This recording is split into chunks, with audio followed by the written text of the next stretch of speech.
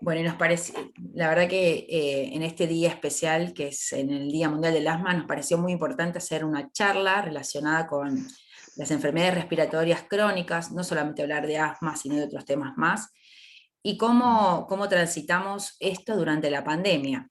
Así que bueno, convocamos al doctor Andrés Bertorello.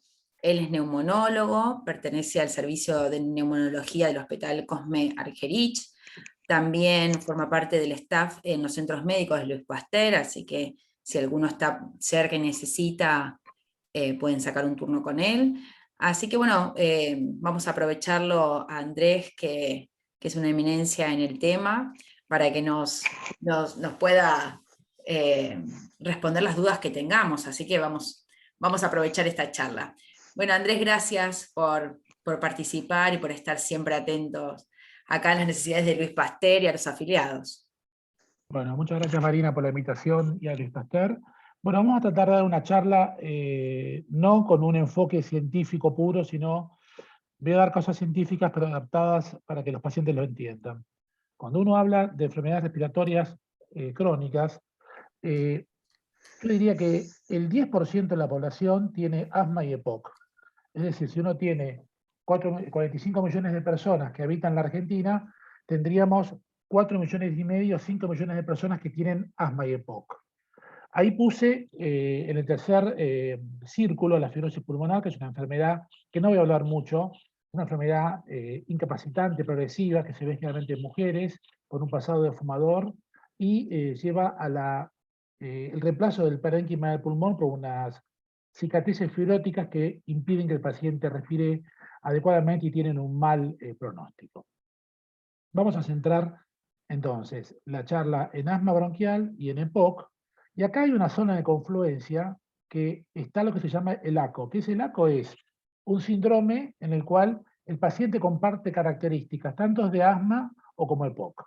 Es decir, puede ser un paciente fumador que hace EPOC y luego desarrolla el asma, o bien es un asmático de toda la vida que en algún momento comienza a fumar y tiene características clínicas de ambas entidades.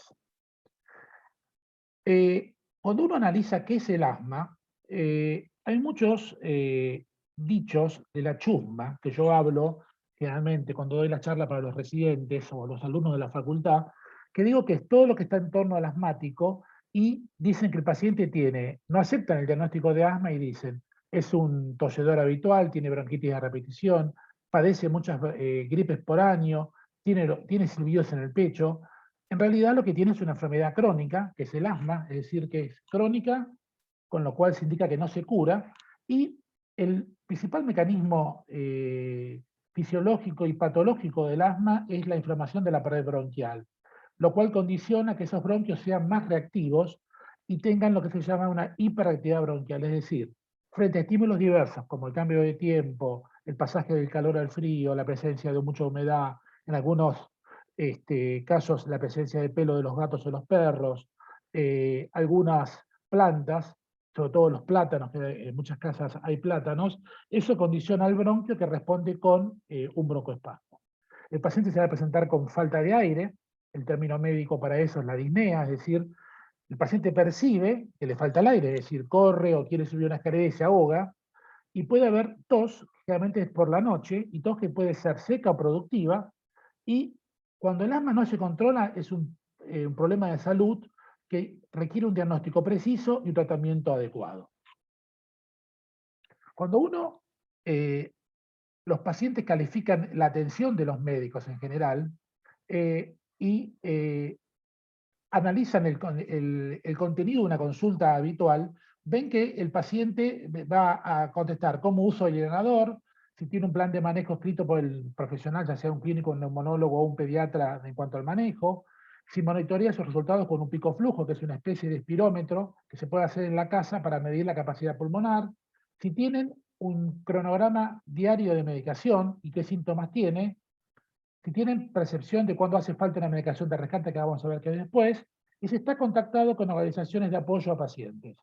Estas serían las respuestas, los médicos responden una cosa, los pacientes responden otra cosa, y cuando hacemos una epicrisis de esto, decimos que los pacientes responden que solo el 25% del tiempo de una consulta médica es dedicado a la educación médica. Esto es bajísimo, porque si yo tengo una consulta promedio de 20 minutos en Luis Pasteur o 30 minutos en la consulta privada de uno, yo le puedo dedicar 10 minutos a la educación, pero una consulta del hospital en la cual uno está atiborrado de pacientes, una consulta que dura 10 minutos, solamente escucho al paciente 2 minutos o menos. Entonces, este es un trabajo en el cual hay que trabajar, educar y sobre todo que el paciente comprenda por qué tiene que estar medicado para el asma. Si yo hago un corte anatómico de los bronquios, veo que el bronquio este de la derecha, que está a la izquierda de la pantalla, es un bronquio normal en el cual se ve una luz amplia por la cual va a fluir el aire, y tengo una pared con un epitelio bronquial que es delgadita. ¿Qué pasa en el asmático, que tiene el bronquio inflamado, como dije hace un ratito? Ese paciente, la pared del bronquial se agranda, se hipertrofia, ¿y qué hace esto? Que la luz bronquial sea muy chiquita, con lo cual el paso de aire es dificultoso. ¿Y qué va a relatar el paciente? Que le cuesta respirar, que tiene un dolor en el pecho, que por ahí puede tener silbidos, ruidos o puede tener catarro. Entonces, esto es una diapositiva sacada de la guía de asma española, que es la GEMA, que es, a mi criterio, la mejor guía del mundo de asma. Hay muchas guías, está el GINA, que es otra guía europea, está el NICE, que es británico, está la guía de la ATS, que es americana, pero esta guía es muy práctica, aparte de estar en el idioma nuestro. Es decir, que un paciente puede tener factores de riesgo para el asma. Acá muchas veces hay fenómenos genéticos en el cual un abuelo es asmático y luego cuando uno viene en el tiempo aparece un asmático en la familia. Por ejemplo, en el caso mío privado, mi nena, que tiene 10 años, es hiperreactiva. Cuando era chiquita tenía todas las características de asma. Cuando yo comencé a investigar en la familia, aparecía una tía abuela materna que era asmática. Entonces, saltó 3 generaciones y apareció en mi nena la expresión genética del asma. Todo lleva al diagnóstico de asma, que es una enfermedad crónica que no se cura y se puede controlar. Hay factores desencadenantes, laborales, por ejemplo, hay un asma que está digamos, relacionado a los pacientes que son asmáticos y trabajan en la industria de los camarones, que hay una proteína del camarón que provoca que se exacerbe el asma, o bien los que trabajan en fábrica de pastas. Yo tengo un paciente cercano a casa que tiene una fábrica de pastas muy conocida de la calle Vicente López, que es asmático y él ya no amasa más la pasta, pero cuando por ahí falta algún operario y se pone a amasar, termina con una crisis asmática. Puede haber factores ambientales, la polución ambiental, y llevamos a aparecer los síntomas del asma. ¿Cómo hacemos el diagnóstico del asma? Los síntomas guía son los silbidos, es decir, ese bronquio está inflamado, está disminuido de calibre y cuando pasa al aire hace un ruidito. Si yo hago un ejemplo sería, estoy regando las plantas de casa, tengo una manguera y si quiero que el agua salga más fuerte y con más presión, aprieto la punta de la manguera y el agua sale con un ruido y tiene más fuerza. Eso pasa en los bronquios. El paciente puede tener tos, puede tener disnea y puede referir que tiene una opresión del tórax. Estos síntomas empeoran por la noche o la madrugada. Todas las crisis asmáticas que uno ve generalmente son por la noche. Varían en cuanto a la duración e intensidad, suelen ser desencadenadas por infecciones virales, ejercicio. Es muy común en los asmáticos que no están medicados, que van a jugar un partido de tenis, salen a correr a la madrugada y hacen un broncoespasmo, alérgenos, el clima estacional, emociones intensas. Muchos dicen que el asma es psicosomático y eso es un error. El asma es una enfermedad orgánica que muchas veces, como desencadenante en particular, tiene una angustia o un estrés. Hay pacientes que tienen como órgano, digamos, choque en la parte intestinal, por ejemplo, los que tienen colon irritable, cuando tienen un estrés, les repercute a nivel abdominal. Otro irritante es el humo del tabaco. El humo del tabaco también provoca que un asmático sea más sintomático. Y acá no lo puse, pero es si hay algún paciente que está escuchando la charla, las mujeres jóvenes en edad fértil tienen lo que se llama el asma ovárico. Es que las mujeres en la menstruación hay una modificación cuando viene la regla con, digamos, cambios hormonales, y desde el punto de vista psicológico eso se interpreta como un embarazo fallido, eso decían los egipcios, y las chicas hacen síntomas cuando están próximas a menstruar. Entonces lo que tenemos que hacer ahí es reforzar la medicación preventiva máxima cuando la paciente está por menstruar. Además puede haber una historia personal de atopía, historia familiar de asma o atopía. En la exploración física uno puede tener ruidos que son como silbidos o un vientito. El paciente puede decir, tengo un chiflido en el pecho o bien tengo un viento que me agarra por la noche. Y el diagnóstico diferencial del asma se hace básicamente con el EPOC. Si uno hace un cuadro entre la diferencia entre asma y EPOC, por ahí tienen la misma presentación clínica, se expresan del mismo modo, pero uno tiene algunos parámetros para saber a dónde me oriento. El asma puede iniciarse a cualquier edad, en el EPOC después de los 40 años, en el tabaquismo, generalmente los asmáticos generalmente no fuman, en el EPOC siempre hay un pasado de fumador, eh, hay fenómenos alérgicos en los asmáticos frecuentes, en el EPOC es infrecuente, hay antecedentes familiares en el asma sí, y en el EPOC no. Los síntomas son variables, en el asma sí, puede estar bien a la mañana y empeora por la noche, en el EPOC no, y la obstrucción puede ser reversible. ¿Qué quiere decir eso? Que cuando uno le indica una medicación de rescate, como el salbutamol, que vamos a ver después qué es un broncodilatador, el bronquio que está digamos que está cerrado, se abre y el paciente respira mejor. En el EPOC también pueden responder, pero no tanto. ¿Hay una respuesta a los corticoides en los asmáticos? Sí. La palabra corticoide es una palabra que hay que tener en cuenta y explicar bien el uso, porque la gente tiene aversión al uso de corticoides. Y en el EPOC los corticoides pueden responder de forma indeterminada o variable. Esto es más para la parte médica, pero lo voy a hacer para que vean qué debe saber un asmático y qué debo preguntar un clínico o un médico neumonólogo a los pacientes asmáticos. Yo le debo preguntar en una consulta. Son pocas preguntas. Ustedes cuenten, vayan contando en cuánto yo voy a tardar en preguntar esto y cuánto me va a responder el paciente. Síntomas diurnos. Medicación de alivio, si utilizó o no un broncodilatador. Si duerme bien o duerme mal. Si tiene su actividad física limitada o no se altera. Si se puede hacer una evaluación con el pico flujo y si tuvo alguna necesidad de acudir a una guardia con una exacerbación. Son 5 preguntas que me pueden llevar no más de 2 minutos.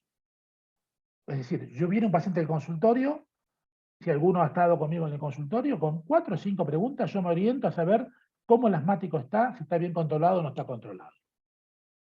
De acuerdo a la intensidad de las respuestas, el paciente puede tener un asma que es intermitente, que no tiene compromiso y se activa, por ejemplo, cuando hace ejercicio, puede ser un asma leve, puede ser un asma moderado o puede ser un asma grave.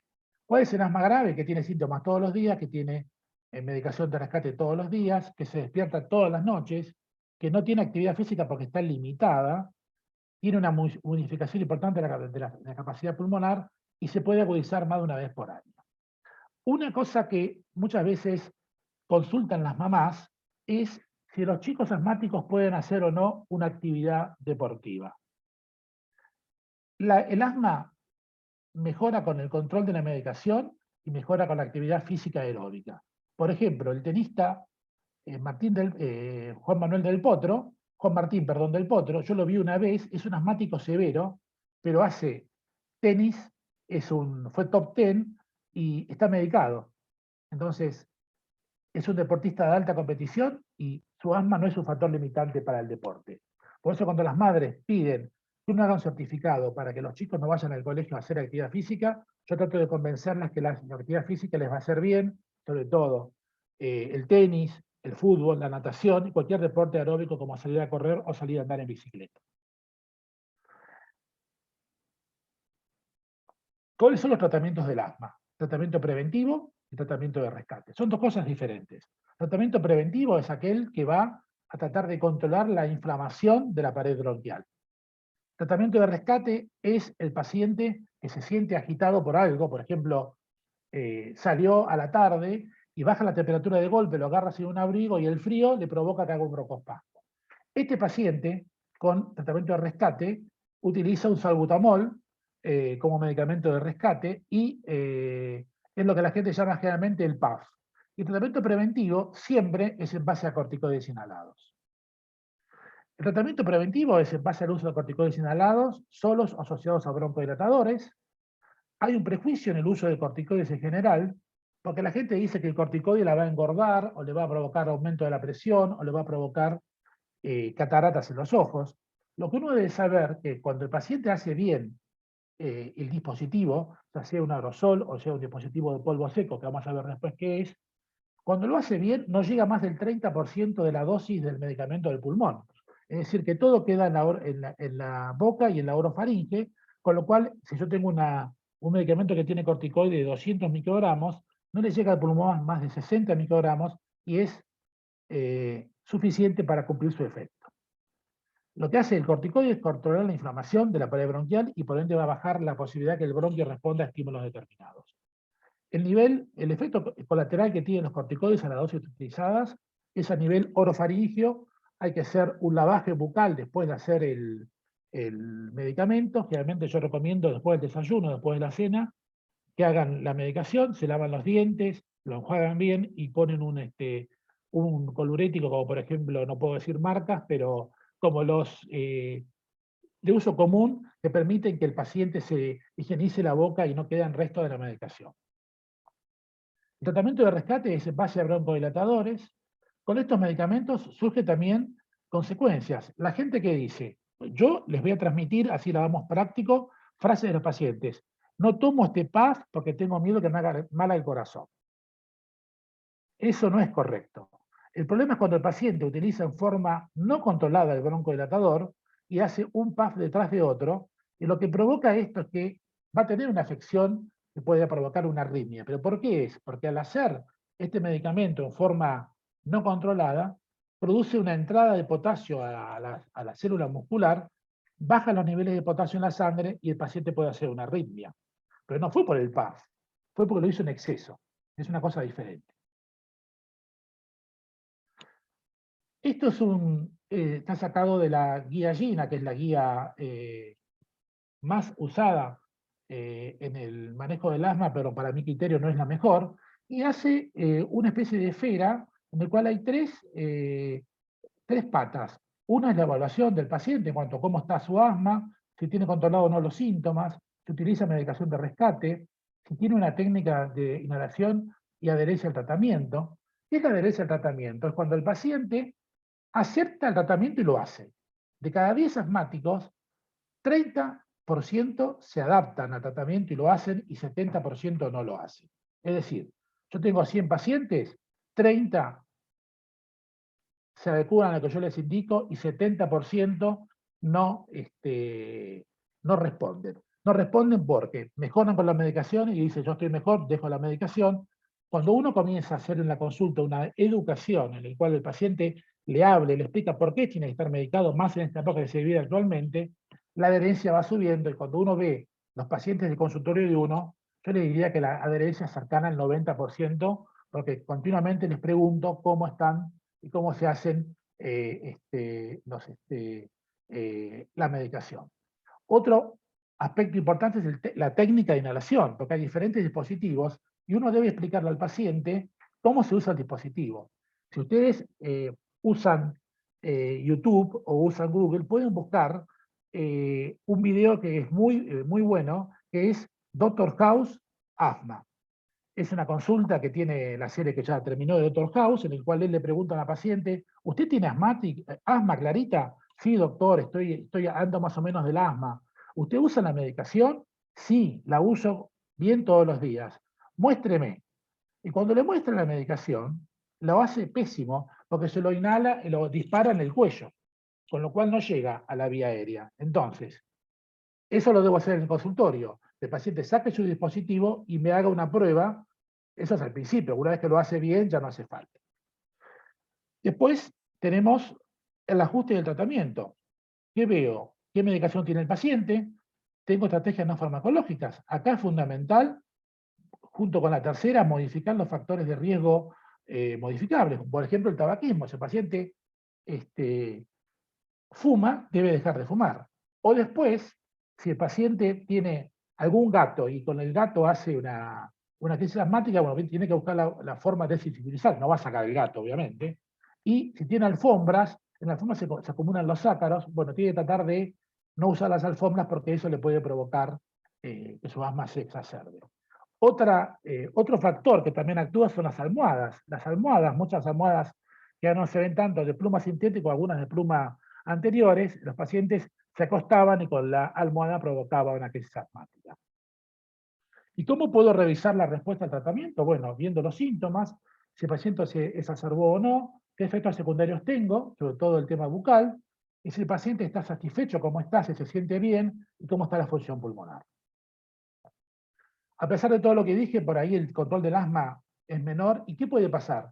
Que tenga un mal control, que puede tener una agudización por año, que, digamos, esto me va a orientar que tiene un asma que puede agudizarse, que tenga una historia previa de terapia intensiva, que cuando yo le haga un hemograma aparezca en aumento de los eosinófilos, el uso excesivo de broncodilatadores. Yo le debo preguntar a un paciente cuando lo conozco, cuando lo veo por primera vez, ¿cuánto le dura un salbutamol? El salbutamol, de todos los laboratorios que hay en la Argentina, que hay más de 20 marcas, traen todos cerca de 200 dosis. Eso es un medicamento de rescate. Si el paciente dice, me dura 15 días, está usando el salbutamol en forma no controlada y puede pasar lo que les dije en cuanto en cuanto a la agudización con un componente cardiovascular. Muchas veces los pacientes no tienen el tratamiento adecuado con los corticoides inhalados, ya sea porque no lo aceptan, baja adherencia, o porque no, el médico no se los da, o si uno les indica 2 dosis por día, el paciente dice, como tiene un corticoide, lo va a tomar una sola vez por día, la mala técnica de inhalación, problemas psicosociales. Hoy, uno de los problemas principales en el manejo del asma en Argentina es el acceso a la medicación. Los medicamentos son muy caros. Los pacientes que tienen la obra social Luis Pasteur tienen cobertura del 70% de los medicamentos en cuanto al asma y el EPOC, pero hay pacientes de nivel hospitalario que no tienen ningún tipo de cobertura y dependen siempre de la muestra que pueda tener el médico tratante. La exposición al humo de tabaco, ya lo mencioné, y qué comorbilidades puede modificar el asma. Una comorbilidad es una enfermedad que va paralela a la enfermedad, en este caso del asmático. Puede ser la obesidad, el síndrome de apnea del sueño, pacientes que tienen ronquidos y provocan apnea del sueño, los que tienen sinusitis no controlada, los que tienen alergia alimentaria. Se ha descrito que hay pacientes que, digamos, tienen intolerancia al tomate y con el tomate hacen un broncoespasmo. Obviamente no comen tomate. Y el fenómeno del embarazo. Esto es muy común observar que cuando una mujer asmática queda embarazada, el primer paso que hace un obstetra, en general, es suspender la medicación. ¿Por qué? Porque tiene corticoides, tiene un broncodilatador y ese paciente puede sufrir una consecuencia de la medicación en el embarazo. Eso es un error. Y la mujer embarazada, un tercio no les pasa nada, un tercio mejoran y un tercio puede empeorar su asma durante el embarazo. El tratamiento de una mujer embarazada es exactamente el mismo de una mujer asmática que no está embarazada. En el Hospital Argerich, hace más o menos 7 años, comenzamos a ver, un poquito más, 10 años, que había muchas embarazadas que llegaban al momento del parto y hacían una crisis asmática intraparto, con las consecuencias que pueden imaginar. Entonces, yo le planteé a la dirección del hospital, ¿por qué no hacía un consultorio de asma y embarazo? Es decir, que todas las mujeres embarazadas que tenían asma las mandaran a la neumología a controlarlo. Bueno, a partir de ahí no hubo ninguna mujer embarazada más que se atienda en el hospital con asma que se le complique el embarazo, porque le damos la medicación y hacemos un seguimiento periódico del servicio de neumología. Educación del asma, adquisición de información y habilidades del autocuidado, esto es fundamental. El paciente es el que sabe cómo está, si tiene mayor cantidad de ruidos en el pulmón, si le falta el aire, si puede utilizar el rescate. Es fundamental que tenga el teléfono de su obra social o tenga de su neumonólogo clínico que le pueda consultar para ver qué hace. Mejorar el cumplimiento del tratamiento. Ustedes me mencioné que al inicio de la charla que el 30% de los asmáticos aceptaban el tratamiento y el resto no lo aceptaban. ¿Cuál es el objetivo? Es reducir esa exacerbación y mejorar la calidad de vida. Un asmático debe tener una vida plena, con actividad física conservada y una serie de cosas que están permitidas para el asmático, hacer deporte y otras cosas más. Reducir acá es corte los costes sanitarios. El gasto del asma en la Argentina está aumentado porque los pacientes no están controlados y terminan internados con necesidad de placas, tomografías, medicamentos, antibióticos, etcétera, que hace que el costo aumente. Si yo controlaría la inflamación, de los asmáticos no tendría mayor costo sanitario. Si yo me remonto a todos los pacientes que veo en mi consultorio privado, en todos los centros médicos de Pasteur y del hospital, les diría que en el último año se me han internado uno o dos. Uno o dos, no sé, póngale de 1000 pacientes que debo seguir en todos lados. Es realmente bajo, pero el paciente se acepta el tratamiento, accede a la droga, ya sea la medicación que les da la obra social o el sistema de salud, o la que le brindamos los médicos. Ahora llegamos al tema este, que es un tema actual. Esta diapositiva es de una charla que yo di el año pasado, que decía COVID-19, consecuencias presentes, inmediatas y futuras. La doy después de un año, esta la di en agosto del año pasado, el título lo cambió. Es decir, consecuencias presentes, estamos con COVID, consecuencias inmediatas, estamos con las consecuencias en los próximos días, y futuras, no sabemos qué va a pasar. Yo lo comentaba a Marina, que ayer en el Centro Médico de Congreso vi 18 pacientes y vi 17 post-COVID. Algunos asmáticos, otros no asmáticos, pero esto es real. Si uno analiza con el iceberg, recuerden la película Titanic, no por la tragedia del asma en el COVID, tenemos una cosa visible, que es la que está por encima del nivel del agua, que tengo la presentación clínica, la presentación radiológica y la expresión en el laboratorio, y tengo algo que no sé qué va a pasar, que es las secuelas clínicas, qué pasa después del COVID, cómo esas secuelas clínicas se transforman en secuelas funcionales, cómo le cae la capacidad pulmonar, secuelas tomográficas, que en el cual pueden llegar en la tomografía a la fibrosis, y otras secuelas que pueden ser incapacitantes, con secuelas neurológicas, cardíacas, como la miocarditis y demás cosas. Si uno analiza la bibliografía que tengo del síndrome de COVID, no va más allá de septiembre, octubre, noviembre de 2019, es decir, comenzó el COVID para adelante. Si yo investigo para dar una charla, póngale, de asma y ejercicio, tengo artículos de 50 años atrás, pero en el caso del COVID hay una demanda acotada en cuanto al tiempo, no es más de 18 meses. ¿Cuáles son los síntomas principales del COVID? Fiebre y tos y fatiga o falta de aire serían los principales síntomas. Hay un dolor articular y muscular intenso, dolor de garganta, cefaleas intensas, congestión nasal, un compromiso digestivo que ha aumentado bastante, yo diría que en la Argentina está más o menos en un 20%, epigastralgias, dolor de panza, náuseas, vómitos y muchas veces diarreas líquidas, que van cambiando el sistema. Cuando uno analiza en el consultorio de COVID, que tienen que hacer todos los médicos del hospital, uno ve lo que pasaba al principio, lo que pasa después de un año, ha cambiado bastante la presentación, muchos vienen con cefalea, muchos vienen con diarrea, y por ahí la tos y la disnea no está tan presente. ¿Qué impacto produce en el pulmón? Bueno, hay otros coronavirus, pero hay coronavirus que no son dañinos para el pulmón. Y hay tres etapas. Una etapa inicial, en la cual hay un daño pulmonar agudo, en el cual se comienza a dañar el epitelio respiratorio a nivel de la membrana alveolo-capilar. ¿Qué es la membrana alveolo-capilar? Imagínense un panal de abejas que quedan como hexágonos. Entre un hexágono y otro está la membrana alveolo-capilar. Es la que permite que cuando uno respira, inhale oxígeno y exhale dióxido de carbono. ¿Qué hace este virus? Comienza a destruir la membrana alveolo-capilar, con lo cual el paciente no es suficiente para mantener su capacidad pulmonar. Una segunda etapa hasta el quinto día, que es progresiva, con digamos, deposición de infiltrados de fibrina que van a provocar la fibrosis de esos bronquios, y una etapa final de depósitos de colágeno y hace que los espacios de la membrana alveolo-capilar estén engrosados y sean susceptibles de tener mucha falta de aire. Hay edema e inflamación y un 30% de los pacientes hacen fibrosis. ¿Cómo se presentó lo que dije al principio?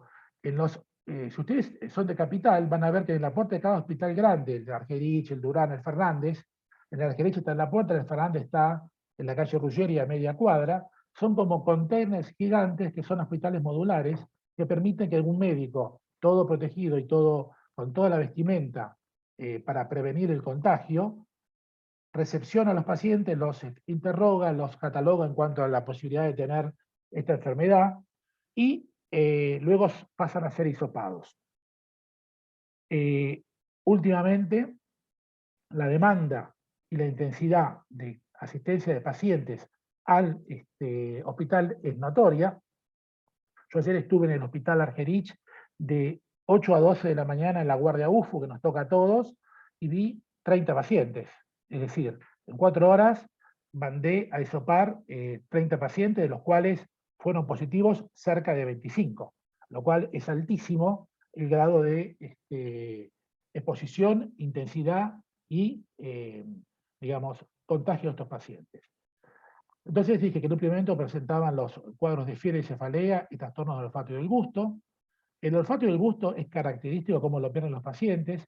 Y una medida, no sé si alguno tuvo COVID, me van a contar después, de valorar el olfato es inhalar el vinagre. Compra una botella de vinagre y todas las mañanas inhalar el vinagre. Tiene un olor tan penetrante que cuando el olfato comienza a recuperarse, comienzan a oler el vinagre. Quizá con otro olor no se dan cuenta, pero el vinagre es tan penetrante que es para hacer un autotest diario de cómo va el olfato, hay que usar vinagre. Luego de cuadros digestivos, y puede haber en muchos casos lentitud mental. ¿Qué quiere decir eso? Pacientes que son asintomáticos, que no tienen síntomas, y comienzan a estar lentos. Es decir, esto pasó en Nueva York, sacaron un artículo en la revista Lancet que decía que muchos pacientes, la familia notaba que estaba lento. Uno puede estar lento un día que tuvo mucha actividad laboral y quedó cansado, pero estaban lentos y le medían el oxígeno y les daba el oxígeno a 80%. Iban al médico, los hisopaban, daban positivo y tenía una neumonía bilateral. No había debutado ni con tos, ni con fiebre, ni catarro, sino que tenía una lentitud mental. Por eso es fundamental que los pacientes que tienen esta afección, que es el COVID, tengan en su casa un oxímetro, que es un aparatito que permite medir la frecuencia cardíaca y medir los niveles de oxigenación. Esta es una placa de tórax de un paciente en el cual se observa, no vamos a dar una charla de una placa de tórax. Acá se ve como una manchita, que es el famoso infiltrado en vidrio medilado que está en el pulmón izquierdo en la parte superior. Acá tengo una tomografía, esto es anterior, esto es posterior, acá está la columna, esto es derecho, esto es izquierdo, el paciente está acostado y se va cortando como si fuesen fetas de queso, por ejemplo, y acá tengo compromiso en vidrio medilado bilateral. Este paciente tiene una neumonía bilateral. Cuando el paciente dice está internado con una neumonía bilateral, quiere decir que están afectados ambos pulmones. ¿Cuáles son los factores de riesgo de progresión de la enfermedad? Pues generalmente el 1% de los pacientes se complica de COVID. ¿Qué factores debemos tener en cuenta? Que tenga más de 65 años, que tenga presencia de comorbilidades, diabetes, enfermedades cardiovasculares, sobre todo la hipertensión arterial o alguna valvulopatía, enfermedades respiratorias crónicas como por ejemplo el asma y el EPOC, los hipertensos y los inmunocomprometidos, por ejemplo los trasplantados. En mi hospital hay trasplantados hepáticos, pancreáticos, cardíacos y renales, y hemos visto a lo largo de todo este tiempo que se han complicado. Se han complicado pacientes que han estado trasplantados cardíacos más de 15 años y que sufrieron el COVID y falleció una paciente muy querida por el COVID. No murió por el trasplante estaba perfecto, se agarró el COVID y la complicó el COVID. Evolución de la evolución pulmonar. Hay que tener criterios de seguimiento en cuanto a qué hacemos con el paciente después de el alta. El paciente generalmente queda con síntomas, queda con tos, queda con disnea o falta de aire de grado variable, y ese paciente debe ser seguido en corto tiempo, yo diría dentro de los 10 días de salido de la internación, ya sea en un hospital o un sanatorio privado, debe tener un turno con un clínico o un neumonólogo para que los evalúe y los siga. ¿Cómo se los sigue? Clínicamente, se le puede hacer una espirometría, que ahora están limitadas por el tema de la pandemia, y lo más común que se hace es una tomografía computada que permite ver cómo quedó el pulmón. Hay pacientes asintomáticos que no tienen ningún tipo de síntoma y uno le pide una tomografía computada y aparece la neumonía bilateral. Ese paciente, si no se hubiese testeado, no se hubiese hisopado, no sabíamos que era un positivo y capaz que estaba en la calle contagiado. Entonces, es una cosa seria que hay que prestarle mucha atención. El tiempo medio de internación en terapia intensiva son 21 días. Yo le diría que la mortalidad en la terapia intensiva es alrededor del 40%, es decir, de cada 10 pacientes que ingresan a terapia intensiva, 40 fallecen, y la terapia intensiva, el promedio de internación son 21 días, que es largo.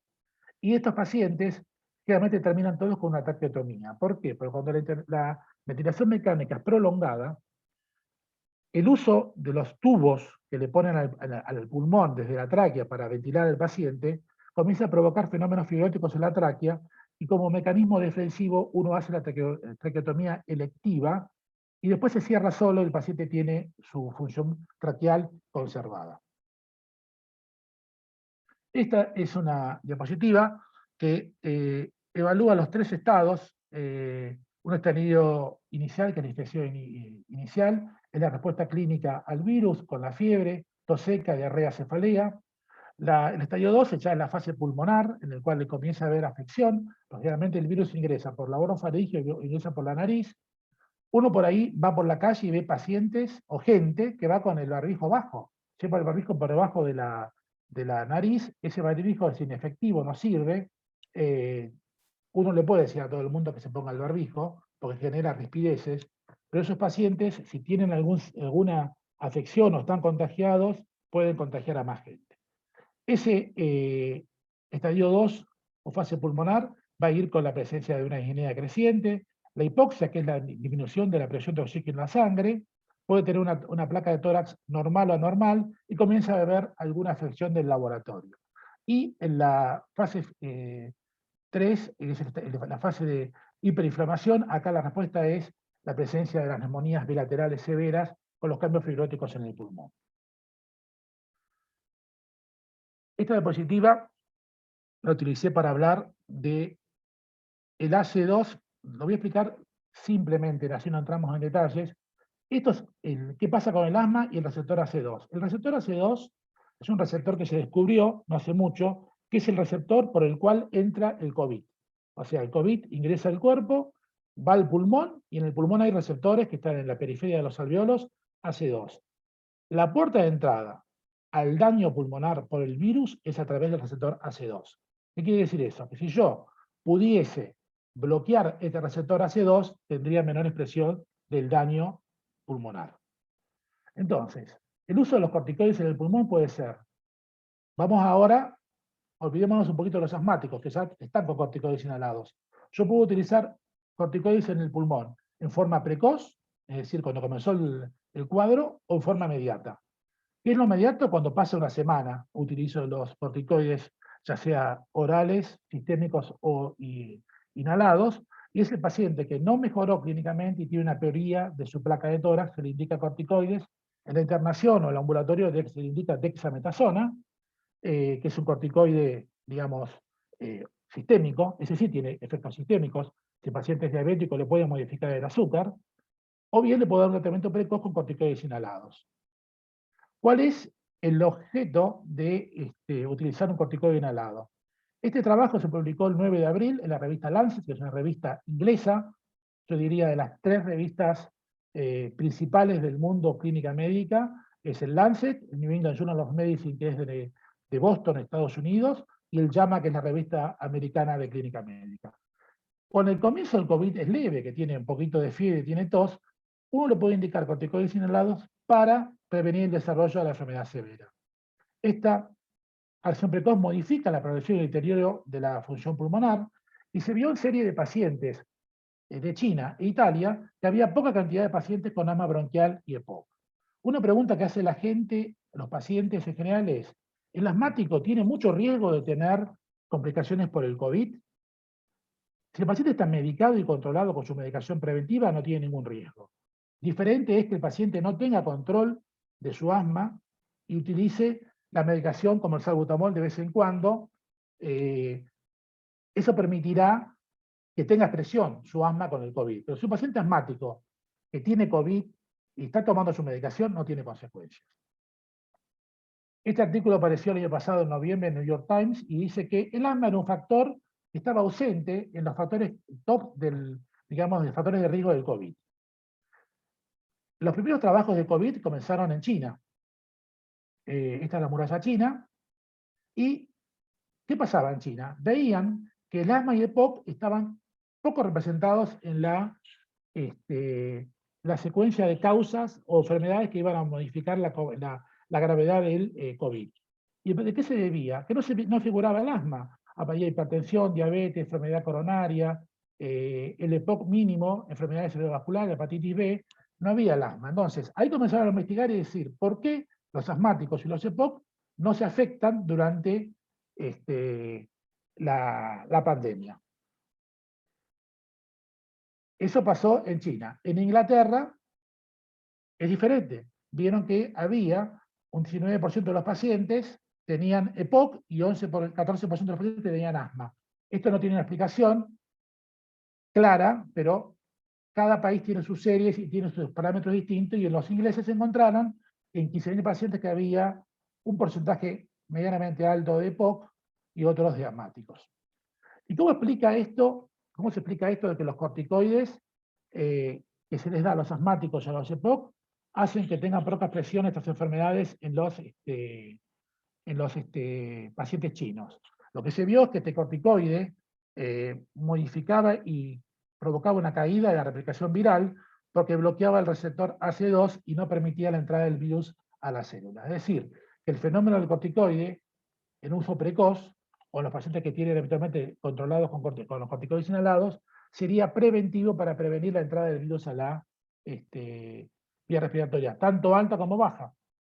¿En qué momento debemos dar el corticoide? Se los damos generalmente, ni bien comienzan los síntomas, y cuando tiene tos, una tos seca, y puede tener o no un grado de disnea. ¿En qué dosis? Dosis moderadas, hasta 800 microgramos por día. La dosis máxima de estos corticoides inhalados son 2.500 microgramos. Estamos en un 40% de la dosis habitual. ¿Cuánto tiempo? El que haga falta. La idea es que el paciente tenga un saturómetro y se mida la saturación superior al 95%. Esto va a modificar la reacción y la entrada del virus a la célula. Y va a disminuir en un 90%, cosa que es altísima, el paso a enfermedades más severas. ¿Qué pasa con los asmáticos? Ahora vamos a hacer una pausita, hablamos con Marina para hacer unas preguntas antes de hablar de lo que es el EPOC. ¿Qué hacemos con los asmáticos? Esta es la recomendación de la AMR. La AMR es la Asociación Argentina de Medicina Respiratoria. No hay una evidencia que impida que los corticoides sean utilizados en los pacientes que tienen asma. Deben seguir con un tratamiento. Al principio emitió un comunicado la OMS, la Organización Mundial de la Salud, en el cual dio una respuesta que se tomó como un interrogante, si el paciente asmático debía seguir o no con su tratamiento. Todo asmático debe estar medicado, controlado por su clínico o su neumonólogo, y debe cumplir su tratamiento. Si no está protegido el pulmón con las drogas preventivas, puede tener consecuencias del asma. Esta es la circunstancia que da la GEMA. La GEMA es la Guía Española de Asma, dice lo mismo. Y hay un aspecto importante, es que los pacientes no deben compartir si hay más de un asmático en la casa, no deben compartir los dispositivos, y se debe tratar de no utilizar, los nebulizadores. Porque los nebulizadores lo que hacen es generar partículas de dispersión, y si un ambiente no está muy ventilado, el paciente puede llegar a contagiar a otros. Lo que se hace es utilizar aerosoles. Los aerosoles son los PAF, con aerocámaras, que son como espaciadores. El paciente dispara y queda una especie de, como si fuese un tubo, y eso lo inhala y no tiene consecuencias para el paciente que está al lado. Había mitos, estos de la Academia Americana de Alergia y Inmunología, que un mito decía que quienes tengan asma tendrán una peor evolución. Esto no es así. Quienes tengan asma tendrán más fácil una infección con el SARS-CoV. No hay evidencia. Y los corticoides estarían contraindicados en el asma, ni en grados orales, y deben suspenderse. El mito es erróneo, falso, y debe utilizar la medicación habitual y no suspenderla. Bueno, si querés, hacemos unas preguntas, Marina. Sí, vamos. No tenemos consultas al momento, pero si alguno quiere, podemos aprovechar el momento. También nos interesa saber si hay alguien que tiene asma o tiene EPOC para conocerlos. o alguna enfermedad respiratoria. Y aprovecho yo para preguntarte, ¿cuánto es Sí. el número de saturación normal? La saturación es una medida indirecta de los niveles de oxigenación, es decir, uno lo toma en un dedo Sí. y lo que hace es capta la sangre capilar y informa qué porcentaje de la sangre está oxigenada. El valor máximo es el 100%. Si yo tengo un paciente que tiene síntomas y satura menos del 90%, hay un riesgo de que se complique. La saturación, yo diría que tiene que estar por encima del 95%. No todos los oxímetros en plaza, por lo menos en Buenos Aires, en Gran Buenos Aires, son iguales. Hay veces que hay una diferencia de 1 o 2 puntos en cuanto a cuál es el valor estándar de la saturación. Y una forma que yo recomiendo es que el paciente tome la saturación en el dedo medio de cada mano y tome la mayor. Es decir, porque por ahí se toma la mano derecha en el índice y le da 96, y va a la mano izquierda y toma en el dedo chiquito y le da 91. Entonces, Ujú. que sea el mismo dedo siempre. Segundo, en el tema de las mujeres, el tema de los esmaltes. Ahora se usan esmaltes muy oscuros. Es verdad. Por ejemplo, ayer vi una paciente en el Centro Médico del Congreso con un trabajo artesanal en las uñas que tenía un color oscuro, pero tenía unos brillantes como pegados. Bueno, hasta que saturé, estuve como 10 minutos y tuve que hacer una maniobra y saturar el lateral del dedo. Y la otra es, o sea, que cuando vayan al médico, lleven por lo menos una uña sin esmalte. Bien, buen Y detalle. por ahí hay mujeres que tienen las manos muy frías, sobre todo en invierno, y yo saturo y me da bajo. No es porque esté bajo, porque esté mal, sino porque el frío, entonces lo que hay que hacer es frotarse las manos y calentar las manos. Tengo una paciente de muchos años en Belgrano que tiene las manos siempre heladas y viene con 3 pares de guantes. Entonces cuando la saturo puedo medirla, porque si no, no hay forma de saturarla. Bien, buen detalle. Acá Adriana nos comenta, ella tiene asma y el año pasado tuvo mucho miedo de ir al control y no tiene una espirometría actualizada. ¿Es necesario hacerla? Está medicada con, esto te lo digo, no lo sé bien, GSI 2 veces por día. Está medicada con glucocorticoides inhalado 2 veces al día. Ahí El está. tema de la espirometría es complejo. Complejo, ¿por qué? Porque hoy las sociedades de medicina respiratorias recomiendan no hacer espirometrías a menos que sean en un lugar muy ventilado, utilizando un filtro especial, descartable, eh, un filtro que se utiliza en el espirómetro y permite que el paciente sople y luego lo descarto en el filtro. Se usa una sola vez una espirometría, va a un filtro, y luego tengo que pasar a todo el espirómetro de alcohol para satinizarlo. Si está bien clínicamente esta paciente, no tiene disnea, no utiliza medicación de rescate, hace actividad física, sube una escalera y puede tener su vida normal y duerme bien de noche, no hace falta hacer una espirometría en este momento. En algún Bien, caso particular, por ejemplo, en el hospital se hacen a los prequirúrgicos, que tienen que operarse con una anestesia general, se hace, y a algún paciente en particular uno le hace una espirometría con todos los recaudos que les di. bien. Celia, ¿vos querés hacer una consulta? Sí, abrí el micrófono si querés. Sí, perdón, a lo mejor es una obviedad lo que voy a preguntar, pero no me queda claro. ¿Qué diferencia hay entre disnea y apnea? Bueno, si uno analiza lo que refiere el paciente con el tiempo, hay muchos sinónimos de disnea. ¿Qué puede decir el paciente? Me falta el aire, es disnea. Siento una presión en el pecho, un equivalente de disnea.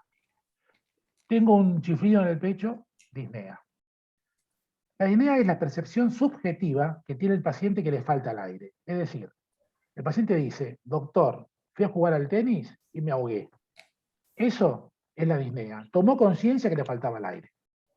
¿Qué es la apnea? La apnea es como un paro respiratorio transitorio. Es decir, el paciente está durmiendo, sobre todo los pacientes que son obesos y roncadores, va roncando y llega un momento en el cual hace como una pausa respiratoria, que la mujer generalmente le pega un codazo, lo mueve, y solo vuelve a respirar. Eso es una apnea. Es una apnea eso. Es diferencia.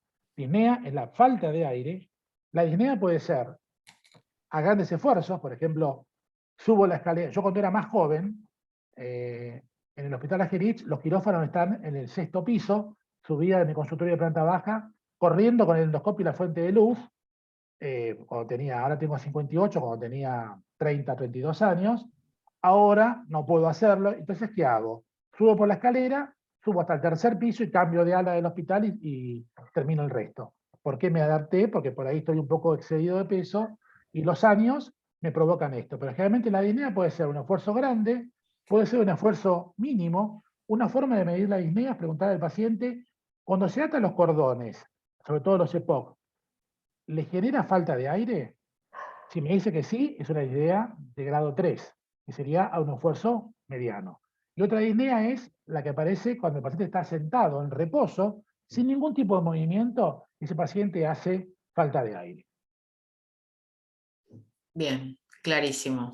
Acá Celia nos está Perfecto. sintiendo. Gracias, gracias. Por favor. Jessica también consulta si se puede dar la vacuna para COVID a una paciente con asma. Bueno, el problema de las vacunas es que no hay una información uniforme en cuanto a las vacunas. Es decir, yo pienso que la población, sobre todo el paciente que tiene una enfermedad como el asma, debe estar vacunado para la gripe, debe estar vacunado para el neumococo. En Estados Unidos vacunan para el hemófilus, otra bacteria que no está acá, y para el COVID tiene que vacunarse. ¿Es seguro la vacuna del COVID? Sí. El problema es que hoy es la ausencia y falta de vacunas. Entonces, ahora se está comenzando a agilizar un poquito el tema de la vacuna. ¿Qué edad tiene esta paciente? Jessica, ¿cuántos años tenés? A ver, si querés puedes abrir el micrófono, ¿eh?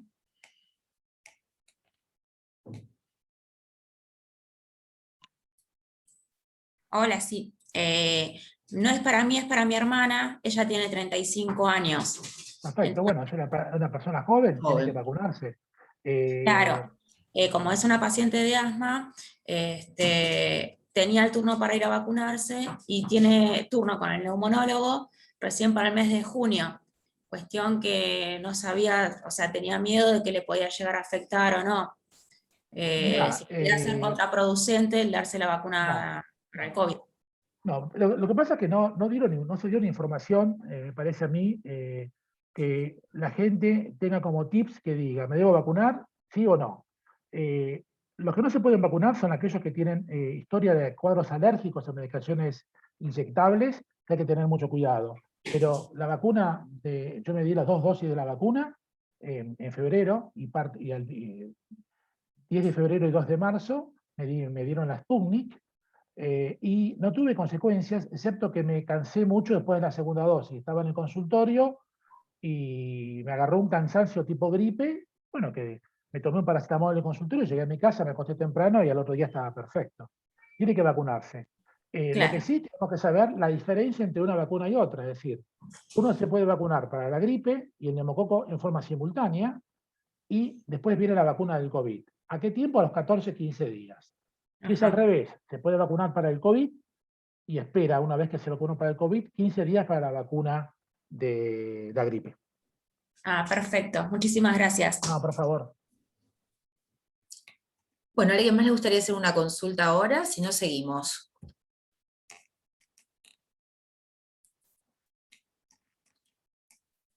Ana nos comenta que tiene principio de POC, no le dieron medicación, le asusta mucho el tema del COVID, ¿algún cuidado especial más allá de lo que todos hacemos?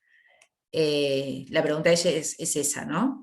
Tiene nietos que van al colegio, casi no los veo, y le apena, pero no sabe cómo manejarse. Tiene 66 años y ya tiene la primera dosis de la vacuna. ¿Alguna recomendación, Andrés? Bueno, ahí introducido una palabra que es una palabra de la chusma, principio de. Está mal. ¿Tiene POC o no tiene POC?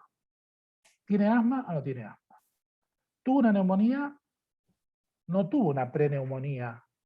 Entonces, uno debe hablar con propiedad, sobre todo los médicos. Entonces, si tiene una historia de tabaquismo importante, tiene síntomas que vamos a relatar ahora, tiene una placa de tórax con características de enfisema y tiene disnea como síntoma primordial y tiene un estado de tabaquismo importante, uno asume que tiene el EPOC. Pasa que muchas veces la gente no quiere escuchar los diagnósticos. Muchas mamás no quieren escuchar que el chico tiene asma y prefiere que le diga a algún médico, su hijo es alérgico. ¿Alérgico qué cosa? Tiene alergia bronquial, es un término erróneo. Entonces, habría que definir bien si tiene o no tiene POC, cómo es la espirometría, cómo es la tomografía o la placa de tórax. Muchas veces los pacientes jóvenes, es una mujer joven, 66 años, por ahí hace una placa de tórax y el uniforme dice tórax de aspecto enfesematoso. La gente se alarma, le agarra miedo, porque va y busca en internet de páginas que por ahí no son adecuadas y entra artículos escribidos por foros y se complica. Entonces, lo mejor es hablar con su clínico de referencia o su neumonólogo y en base a eso uno le hace un diagnóstico de EPOC. El problema del EPOC puntualmente en la Argentina, que la incidencia del EPOC es del más o menos el 14%, es el subdiagnóstico, es decir, muchos pacientes tienen EPOC que no están diagnosticados. Hay muchos asmáticos que no están diagnosticados. Entonces, hay que hablar con propiedad, y yo diría, quizás tiene disnea, tiene disnea asociada o no a la historia de tabaquismo, hay que ver cuánto fuma, hace cuánto que fuma, son cosas que hay que definir bien. Claro. Si ella está vacunada para el COVID, bueno, ya con una sola dosis tiene un buen número de anticuerpos que le van a permitir que si Dios no quiera, se agarre la enfermedad, va a tener una forma leve. Realmente los que tienen vacunación para el COVID completa, si se agarran, digamos, se pueden infectar, sí, y son formas leves, no son formas graves. Por eso la importancia de la vacunación de toda la gente. Es decir, yo tengo un paciente del hospital, que es como, incluso le saqué una foto y la tengo en el despacho, porque con mi enfermera de neumología, 102 años, le agarró el COVID, estuvo internado y sigue yendo al hospital a verme cada 3 semanas. Y zafó. Y era un EPOC. Entonces, hay que definir bien cómo está, si tiene o no tiene Claro. asma. Perdóname, uno por ahí dice, tuvo un preinfarto, y lo escucha en la televisión. No, se infartó o no se infartó. Lo que pudo tener es una angina de pecho, que puede predecir el infarto que va a tener en un rato, pero no tuvo un preinfarto. El infarto es cuando el corazón se daña, consecuencia de una necrosis del corazón por un evento coronario. Claro. Claro, ella cuando fue al médico fue lo que le dijeron que era un principio, pero bueno, ella fumó desde los 16 a los 32, fumaba poco, pero fue ese el tiempo, y hoy no tiene síntomas, por suerte. Bueno, entonces no. ¿Quiere Luis Pasteur? Ana, si quieres abrir, podés abrir el micrófono, ¿eh? Sí, sí, tiene Luis Pasteur. Bueno, que nos pueda ver al doctor Osés, a mí, al doctor Rodríguez o al doctor Bondi. Cualquiera de los 4 la puede ver en los centros médicos. Estamos en Belgrano y en Congreso. Bien, bien. Bueno, estás invitada, Ana. Bueno, ahí te agradeció. Bueno, vamos a continuar entonces, Andrés. Bueno, vamos con EPOC. Cuando un paciente fuma, el paciente cuando uno lo interroga, es un paciente mentiroso y negador. Sobre todo los hombres. Cuando uno le pregunta cuánto fuma, dice alrededor de un paquete. Pero no me clarifica si es 25 o son 15. Cuando uno lo aprieta un poquito en la consulta con más preguntas tipo disparadas una detrás de otra, dice fumo 35 cigarrillos por día. Hay una cuenta que se llama Pack Years, es cantidad de paquetes por día por cantidad de paquetes por año. Si yo tengo una paciente que fuma o un paciente que fuma un paquete por día por 40 años, tiene 40 Pack Years. Cuando esto pasa más de 10 Pack Years, es una cifra que hacemos una cuenta, ya tiene riesgo de tener EPOC, tiene riesgo de tener cáncer de pulmón. Esto no es para asustarlo, pero un paciente fumador de más de un paquete por día por más de 20, 30 años, tiene 30 veces más chances de desarrollar un cáncer de pulmón que una persona de la misma edad que no fumó nunca. No quiere decir esto que no hay cáncer de pulmón en pacientes no fumadores. Hay un 3%. Y otra cosa que es importante saber es que una vez que pasa 10 años de que dejó de fumar, todavía el riesgo de cáncer de pulmón se mantiene alto. Por eso la importancia de no fumar. ¿Qué es el EPOC? Enfermedad pulmonar obstructiva crónica. Es una enfermedad heterogénea caracterizada por la limitación crónica del flujo aéreo, igual que el asma, que se asocia a la respuesta inflamatoria normal, a partículas nocivas como por ejemplo el tabaco, se manifiesta con disnea progresiva y tos que puede ser productiva, y en su historia natural acontecen agudizaciones con frecuencia con movilidades. Alguno ha tenido un familiar o abuelo que a la mañana se levantaba y en el baño estaba expectorando un largo tiempo, 5 o 10 minutos tiraba flemas. Hay un tango que decía, a la mañana me lleva tiempo eliminar todos los gallos que se me juntan a la noche. ¿Por qué? Porque el pulmón, cuando uno está acostado, las cilias, que son como escobas que barren el moco, están aplanadas. Cuando el paciente se incorpora, en la posición supina, las cilias comienzan a actuar y comienzan a eliminar ese catarro que se acumuló la noche. ¿Por qué? Porque el cigarrillo estimula la producción de moco a través de las glándulas mucosas.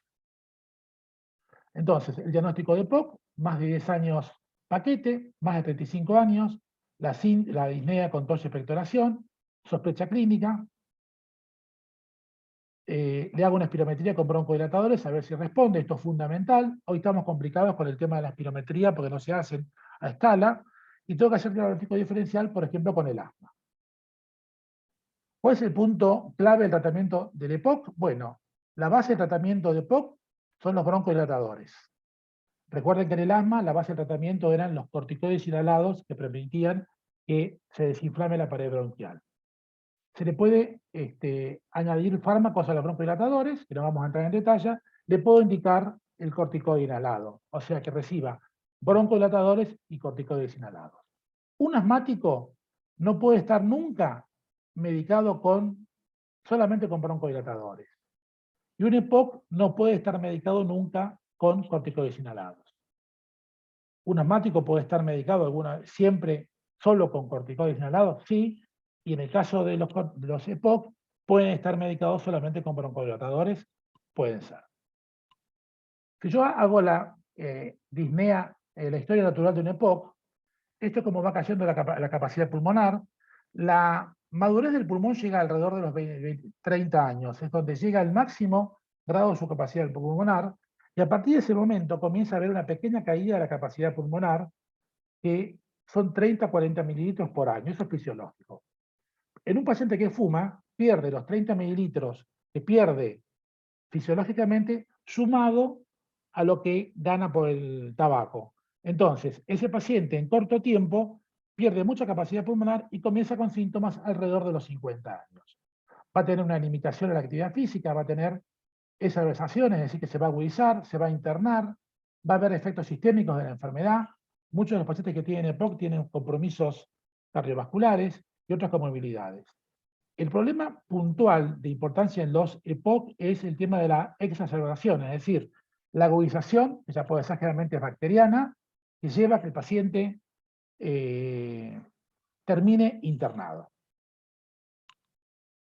El paciente se agudiza, tiene una limitación progresiva al flujo aéreo, tiene más falta de aire, más disnea, reducción de la capacidad de ejercicio, actividad física reducida, caída de la calidad de vida, no tiene calidad de vida, y tiene una progresión de la enfermedad pulmonar y tiene una mortalidad. Hay muchos pacientes, hoy se ve, en la calle que andan con mochilas de oxígeno. Son los pacientes EPOC o que tienen fibrosis pulmonar que dependen del aporte extra de oxígeno para poder respirar. Porque una actividad mínima de salida a la calle les va a provocar una disminución de su capacidad pulmonar funcional y no van a poder respirar.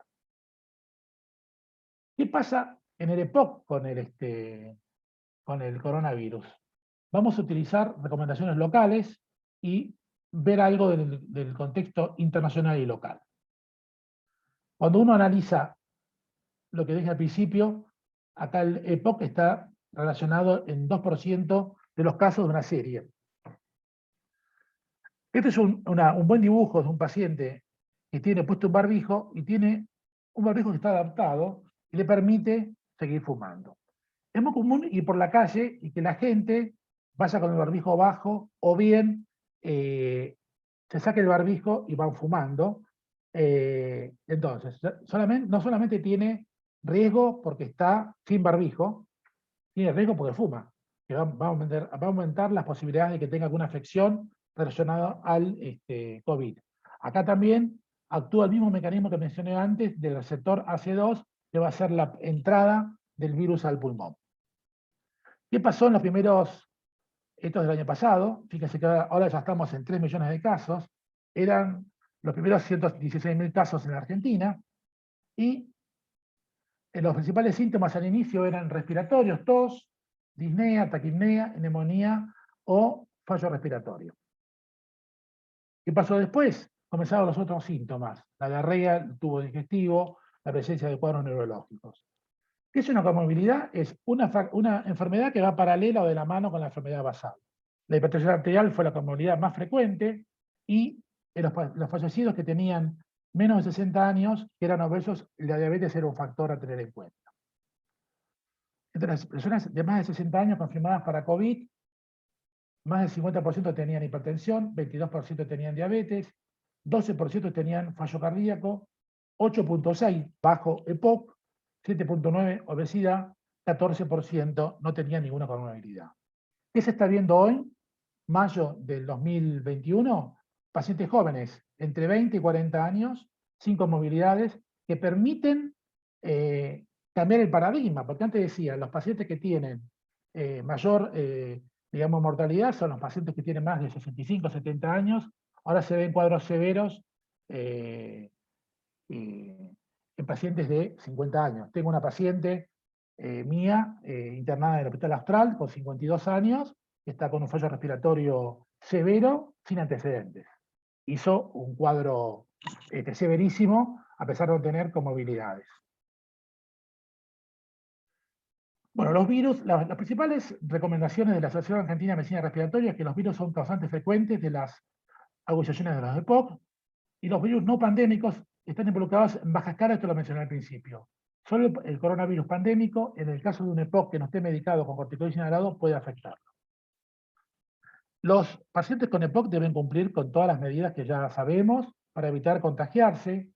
Los pacientes deben mantener su terapia habitual, siguen utilizando los broncoevitadores asociados a no corticoides, y los corticoides sistémicos si el paciente estuviese cursando una exacerbación. Es decir, el tratamiento es el mismo cuando no está la pandemia, deben cumplimentarlo. Hay que tener en cuenta cualquier cambio de la medicación, ya sea descenso o ascenso de la dosis, debe ser avalado por el médico tratante. Los pacientes EPOC, como son más sintomáticos, tienen más síntomas, tienen más disnea, generalmente no cancelan la medicación tanto como los asmáticos. Evitar el uso de nebulizaciones, como ya dije antes, uso de aerosoles o de polvo seco. El polvo seco son dispositivos que ya vienen prellenados, son de origen internacional o también de origen local. Lo que hacen es, cuando se gira los que son dispositivos que ya están todos armados, o las cápsulas, ingresa por un poquito de aire y ese polvo se transforma en un vapor y el paciente lo inhala. El paciente que usa otro oxígeno debe utilizarlo en su casa según las recomendaciones estándar. Bueno, si en una casa hay más de un paciente que tiene enfermedad pulmonar respiratoria crónica, no deben utilizar los mismos dispositivos, y si tienen aerocámaras o espaciadores, no deben ser utilizados. Compartirlo. La actividad física se debe mantener siempre y cuando sea posible, caminatas, actividad física kinésica, porque la actividad aeróbica mejora la salud mental y mejora la salud respiratoria. El paciente POC debe estar vacunado con la antigripal, interantineumocóxica. La antineumocóxica hay dos. Una es la Prevenar 13, que es la única, digo la marca porque es la única que hay, que va a reducir las enfermedades severas por el neumococo, y la de 23 antígenos o valente, que hay dos, reduce la incidencia de la neumonía en general. Se debe insistir que el paciente EPOC debe dejar de fumar. El paciente, si fuma menos, va a tener menos riesgo de tener enfermedades. Pasa que los pacientes dicen, los que habían dejado de fumar o estaban fumando menos, que el tema del trabajo en la casa y todo el tema de la vida familiar y laboral simbiótica en conjunción los complica y han vuelto a fumar. Yo tengo pacientes que habían dejado de fumar y han vuelto a fumar, entonces estamos tratando de que dejen de fumar, dándole algunos tips para que la gente deje de fumar. Dejar de fumar es salud y les permite en el tiempo tener menos consecuencias en su pulmón. La POC y el tabaquismo aumentan la seriedad de la enfermedad. Debemos estimular la cesación del tabaco. Deben continuar el paciente con tratamiento habitual. Se debe revalorar y estimular la actividad física y se debe hacer la rehabilitación dentro de las posibilidades. Después del cierre de toda la actividad en general, hay centros de rehabilitación pulmonar muy buenos en Capital, cerraron, y ahora gracias a Dios se abrieron y los pacientes se reconfortan porque retoman su ritmo de actividad física respiratoria, en los cuales les redunda mejor calidad de vida. Esta es la regla de los 5 dedos. Esto es un paciente fumador intenso, que está muy arrugado, porque uno de los efectos colaterales que tiene el tabaco es provocar arrugas. Fíjese que está bastante arrugado, pero acá está utilizando un cigarrillo electrónico. Está, como dicen los chicos, está vapeando, sacando una nube de humo notoria. Entonces, ¿cuáles son las recomendaciones que se hacen? El paciente se debe lavar las manos con frecuencia, correcto. Debe toser y estornudar en el pie del codo, correcto. No se debe tocar la cara. Uno ha pasado que cuando va en el colectivo, va en el tren o incluso en el auto, se toca, le pica la cara y se toca.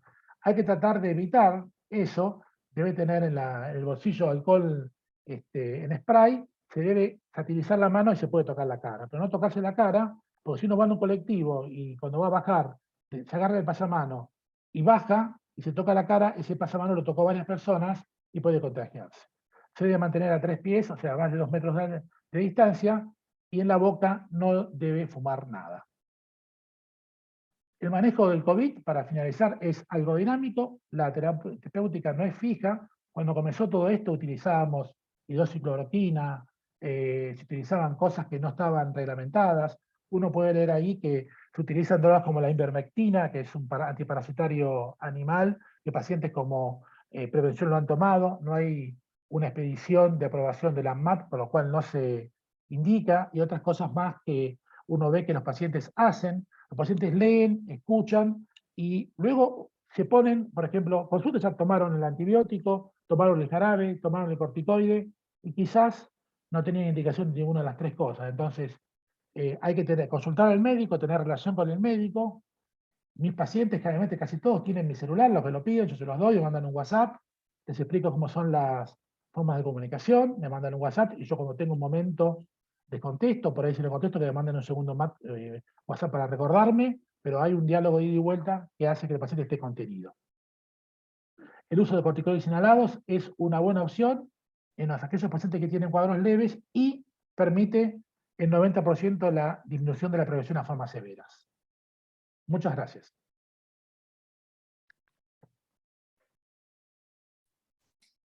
Bueno, mucha información, muy interesante. ¿Alguien le quisiera hacer alguna pregunta? Andrés. No, yo pregunta no, pero agradecerle porque realmente es clarísimo y estuvo muy bueno.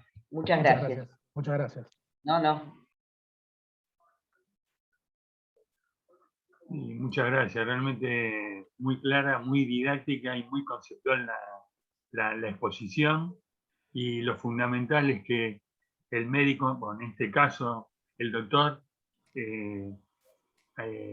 provee o le da al paciente el número de teléfono, cosa que es realmente muy importante, porque en líneas generales, cuando nosotros nos atendemos con los profesionales, tenemos que esperar al turno. Y hay veces que los turnos no son rápidos y uno necesita una respuesta inmediata, que la puede llegar a dar otro profesional, pero el médico que lo conoce al paciente, esa respuesta me parece que va a estar mucho más,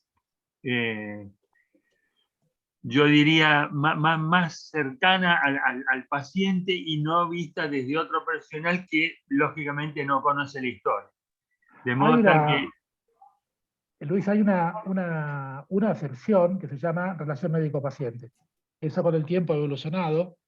Yo tengo 32 años de médico, que son muchos, y yo siempre comparo la relación con el médico como la relación con el peluquero. Yo, cuando era chico, vivía en Loma de Zamora, mis padres vivían en Loma de Zamora, mis hermanos viven en Loma de Zamora, y yo tenía mi peluquero de toda la vida, que era el Gordo Franco. Entonces yo iba los sábados a comer con mis, cuando ya estaba en Capital, iba a comer con mis padres, bajaba del tren y me cortaba el pelo el Gordo Franco. Entonces un día llego y el Gordo Franco no estaba. Y le pregunto al socio, ¿y Franco? Se murió, me dice. Bueno, hasta que yo encontré un peluquero semejante al Gordo Franco, me llevó 7, 8 años. Entonces, quiere decir que el médico es importante porque recoge lo que dice el paciente y quizás con un WhatsApp de 2, 3 renglones lo orienta y el paciente se tranquiliza. Eso pasa siempre. No todos los médicos dan los celulares. Obviamente que por salud de la familia de uno, a la noche el celular se pone en silencio y uno a la mañana digamos, contesta las cosas que tiene, los mensajes que tiene, pero me parece que el paciente, más un asmático o un EPOC, que tienen, una cosa es un dolor de un coronario, un dolor de panza, otra cosa es que le falte el aire. Cuando le falta el aire, más en esta época de pandemia, en el cual la información es muy confusa. Por eso siempre digo que cuando un paciente busca en Google alguna patología, idealmente es que no lo haga, pero si lo hace, tiene que buscar en lo que se llama Google académico, que es una parte del Google que está oculta, que son todos artículos científicos escritos por médicos. Entonces, eso es más seguro y no consejos de un asmático que quizás no tiene la medicación adecuada, no tiene la medicación adecuada, y después se complica lo que dice, y el paciente toma al pie de la letra eso. Es decir, hay cosas que, por ejemplo, hagamos un ejemplo, aparece un herpes, la culebrilla. Uno le da todo el tratamiento antirretroviral y paciente no mejora, y dice, doctor, le pido disculpas, consulté a un curandero del barrio, me indicó tinta china y se me fue todo. Y bueno, le digo, bien que consultó y lo ayudó el curandero, no me voy a enojar por eso. Pero uno debe decirle al paciente las cosas como tal, es decir, si el paciente dice que dejó de fumar, yo le debo creer. Yo me doy cuenta si sigue fumando, tengo formas de darme cuenta, pero bueno, son cosas que enseña el tiempo. Y la confianza y la guía del profesional es importante. Totalmente, sí, sí. Andrés, Ana Sí. nos consulta, ¿vos podés recomendar alguna marca de oxímetro que sea confiable o son todas buenas? Bueno, hoy me preguntaron 2 pacientes eso. La mejor marca de oxímetro es el Nonin. ¿Cómo? Nonin se llama, N-O-N-I-N, Nonin. No, ni. Como Noni, pero con N final. El Bien. problema es que ese oxímetro, en estos momentos de economía argentina detonada, no hay acá. Vale $300, se consigue en Estados Unidos y es excelente. Es más, tiene funciones que permiten, por un Bluetooth, pasarlo a la computadora e imprimir toda la secuencia de las saturaciones de todo el día, toda la semana. Bien. En la calle Pasteur, entre Viamonte y Córdoba, cerca del Hospital de Clínicas, a mitad de cuadra a mano derecha, hay una casa que vende oxímetros, y son todos chinos, y son excelentes. Hay una cadena de farmacias que está por todos lados, que también los tiene, y son buenos. O sea, el oxímetro, como les dije al principio, dedo seco, sin esmalte, dedo medio, y buscar el mejor dedo para tomarlo. Un oxímetro Manos vale cálidas. hoy, manos cálidas, entre 2.500 y 4.000 pesos vale un oxímetro. Bien. Por Mercado Libre se consiguen oxímetros a 3.000 pesos, que son excelentes. Bien. Buen dato. Adriana consulta, ¿la Prevenir 13 se da todos los años? No. Con el tema de la vacuna antineumocóxica hubo muchos cambios evolutivos que cuando yo era residente se daba cada 5 años, estaba la 23 nomás, se daba cada 5 años. O sea, el paciente lo recibía a los 50, 55, 60.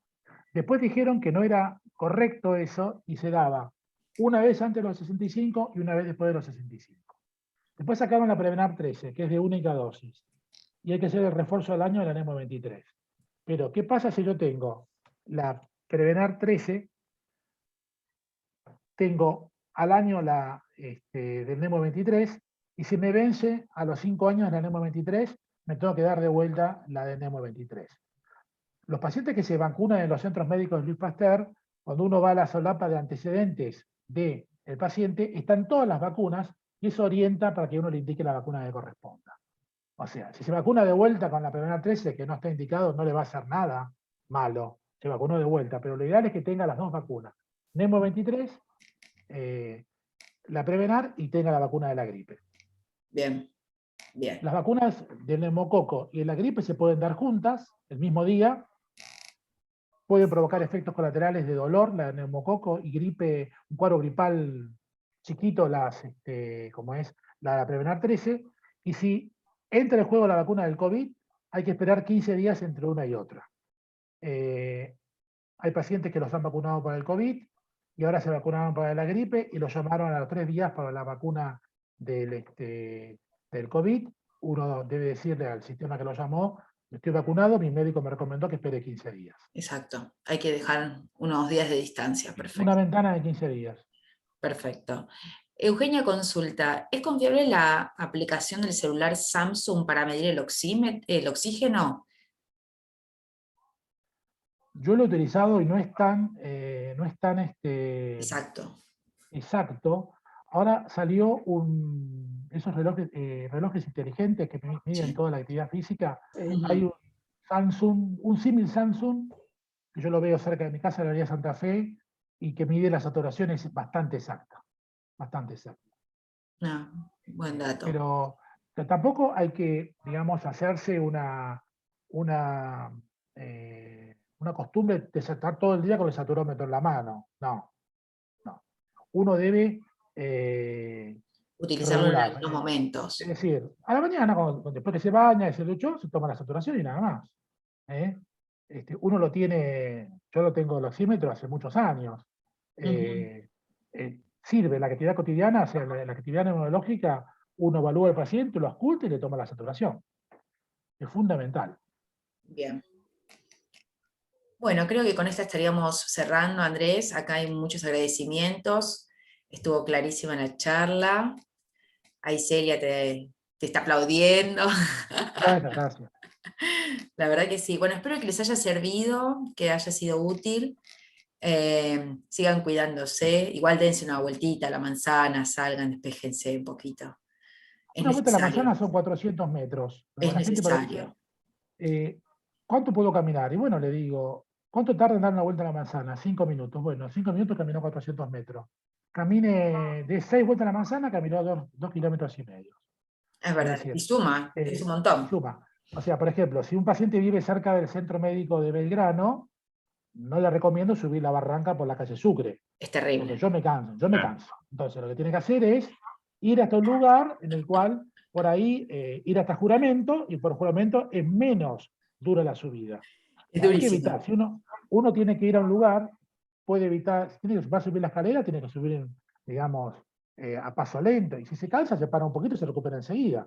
Pero tampoco excederse en la actividad física que les va a provocar. Es decir, mucha gente agarra una bicicleta ahora y no está capacitada para andar en una bicicleta, más allá de la coordinación motora, por la coordinación respiratoria. No saben respirar y terminan,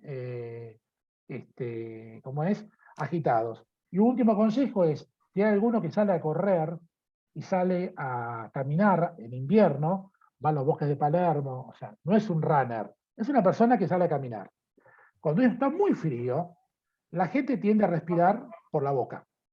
A respirar por la boca evita que el aire tiene que entrar por la nariz, porque el aire entra, cuando uno respira, entra por la nariz. Entonces, cuando entra por la nariz actúa como una estufa que ingresa el aire al pulmón a más o menos 22 grados. Si yo salgo a caminar en un día que hace 2 grados bajo cero, y salgo embalado y me hago no sé, un runner exagerado, y camino y comienzo a agitarme, comienzo a respirar por la boca abierta, el aire va a entrar a 3-4 grados al pulmón y va a ser un broncoespasmo por el frío del aire. Entonces, si van a correr, pueden llevar un cuello de esos de polar y les permite caminar con la boca abierta y no respirar el aire frío, y de ese modo evitan hacer el broncoespasmo. Bien. O si no usar el barbijo, ¿permanente o no? El tema del barbijo es medio complicado porque, bueno, yo, digamos, yo no tengo un cuerpo, yo uso doble barbijo porque en el hospital ando con un barbijo N95, y me pongo arriba los comunes, pero a pesar de eso, hace poco, iba un domingo al supermercado, sobre la calle Talcahuano, iba ahí hasta Juncal, salgo y llego a la mitad de la cuadra sin barbijo. No había puesto el barbijo, entonces me tapé la boca, pasaron 2 señores y me miraron, dijeron, ¿este está sin barbijo? Bueno, me tapé la boca y volví corriendo a poner mi barbijo. Me ha pasado ya 2 veces. Entonces, si bien está estandarizado el uso del barbijo, uno por ahí se lo omite. Una pregunta que pueden hacer es, cuando voy en mi auto, ¿debo usar el barbijo o no? ¿Qué les parece? Si voy sola, no es necesario, No, creo. voy O al club conviviente, con mi mujer y mi hija. ¿Voy con barbijo o sin barbijo? sin barbijo. Vamos Si sin está dentro de- barbijo. O sea, mi hija Mm. va con el barbijo puesto, no se lo saca, porque o sea, ya está tan educada en el aspecto del barbijo que no se saca el barbijo jamás. Es más, se le acerca algún compañero en el colegio con el barbijo bajo y lo saca, anda para allá 2 metros. Porque está, digamos, padre médico y la madre psicóloga, está contemplado. Pero muchas veces pasan cosas raras. Por ejemplo, en Formosa, un médico que iba en su auto a su casa, lo detuvo la policía y como estaba sin barbijo, le indicaron 15 días de prisión. Eso fue hace 2 semanas. Entonces, yo puedo andar en mi auto sin barbijo. Obviamente, si paro, debo bajar con el barbijo. Claro. Y sí, ¿Eh? Sí. Uno ve en el transporte público o ve en la calle mucha gente sin barbijo. Es real, gente que o uno está por cruzar la calle, se le para al lado uno sin barbijo, me ha pasado en el subte, entonces hay que educar. Entonces, ¿la gente tiene que usar el barbijo? Sí. ¿Cuánto dura un barbijo de tela? El barbijo quirúrgico, esos barbijos que hay por todos lados, que tiene las orejeras y los celestes, dura de 4 a 5 horas. A las 4 o 5 horas hay que cambiar el barbijo. ¿Por qué? Porque pierde la efectividad, el tricapa. Es muy bueno el barbijo del CONICET, ese es excelente, se puede lavar hasta 15 veces y la gente lo usa mucho y es muy seguro. Sí, Sí. Bueno, eso. buen dato. Bueno, vamos a ir cerrando esta charla. Gracias a todos por participar. Andrés, gracias por compartir tu conocimiento. Gracias, Marina, a vos. Así que bueno, los esperamos en la próxima. Espero que les haya servido. Sí.